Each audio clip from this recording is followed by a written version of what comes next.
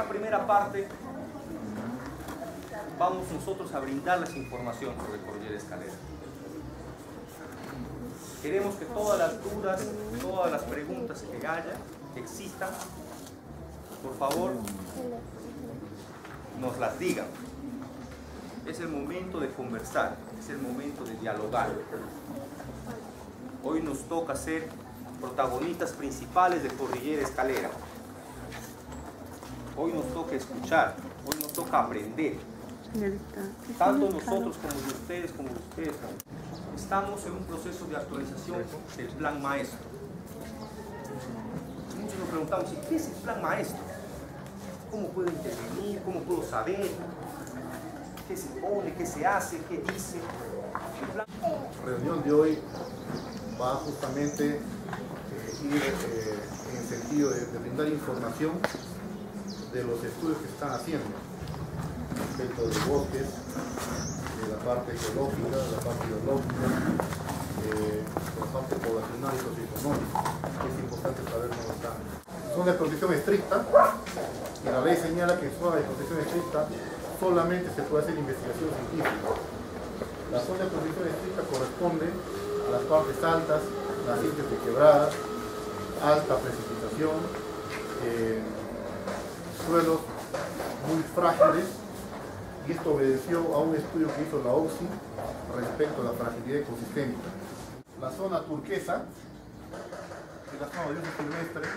En esta zona se puede hacer investigación científica y se puede hacer también turismo con infraestructura no permanente, vale decir, campamentos volantes en otras épocas del año. Y esta zona un poco marrón, la zona donde se puede hacer caza, donde se puede recolectar otros productos, plantas medicinales, etc. Les decía que Cordillera Escalera no es un tema nuevo en realidad para la región San Martín. Ya en los años 80 había estudios de prospección de los lugares donde hay bastante biodiversidad en el Perú y que es necesario conservar. En esos espacios sale Cordillera Escalera como un lugar para conservar en esos momentos de anfibios, aves, sobre todo, orquídeas, que son típicos de esta zona. Se han identificado campesinos, tanto colonos como nativos, que viven en esos espacios hace muchos años, antes que se cree Cordillera Escalera. Entonces la ley te dice, respétense los derechos adquiridos. O sea, hay que respetar a la gente que vive ahí hace muchos años, pero que se pueda comprobar. Nadie puede decir que vive hace 3 años ahí o hace 20 años cuando tiene plantitas de café que tienen 3 meses, ¿no? El que vive ahí hace muchos años por lo menos debe tener una pomarrosa, una naranja o algún otro árbol que demuestre que efectivamente no ha sido sembrado en 3 meses. Ahora, las piedras de Cordillera Escalera son piedras no titulables. En la zona de amortiguamiento son piedras no titulables. Son tiros de protección. Porque nosotros quisiéramos que este plan maestro se actualice, pues socializando a todos nosotros, porque sabido es que nosotros como federación también necesitamos opinar, discutir, debatir. Que no se ha visto sinceramente esto, no venimos a discrepar, sino venimos a opinar. Por eso más bien nosotros como pueblos indígenas pidiéramos al gobierno regional a través de su persona que pasa por un proceso de consulta, porque el proceso de consulta es una ley orgánica que nos va a amparar a los pueblos indígenas. No somos los opositores, sino más bien venimos que nos consideren en tales proyectos que se quiere hacer.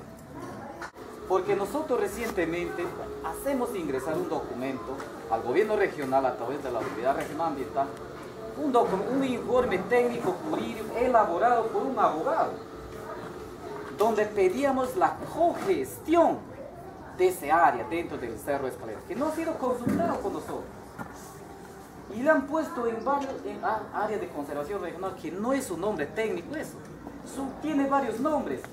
Cerro Escalera, especificamos porque nosotros caminábamos antes pasando por escaleras, hecho por palmas. Jauchupampa es un nombre. El olvido tiene otro nombre y eso nosotros consideramos que es territorio de los pueblos indígenas. Ahora se ha creado un área de conservación desconociendo los derechos colectivos de pueblos indígenas que están vigentes. ¿Cómo se puede? Entonces en ese campo, voy a decirlo directamente, señor Mario Ríos, perdón, no hay pues una socialización directa con nosotros, no hay una participación. Y por ello nosotros venimos a escuchar a ustedes. Y me ha gustado bastante su exposición, que nosotros también compartimos esa conservación, que siempre lo estamos haciendo. Pero no comparto de que ustedes hayan hecho esa área de conservación sin la consulta. Si es que lo había, hemos pedido nosotros al gobierno regional documentos o actas que nos presenta si había consulta. Y si es que no la había, estamos esperando hasta ahora. Creo que el reglamento, la consulta previa, se aprobó este año. Por lo tanto, no podemos ir hasta el 2005, al 2003 para aplicar cuando en ese momento la ley no había.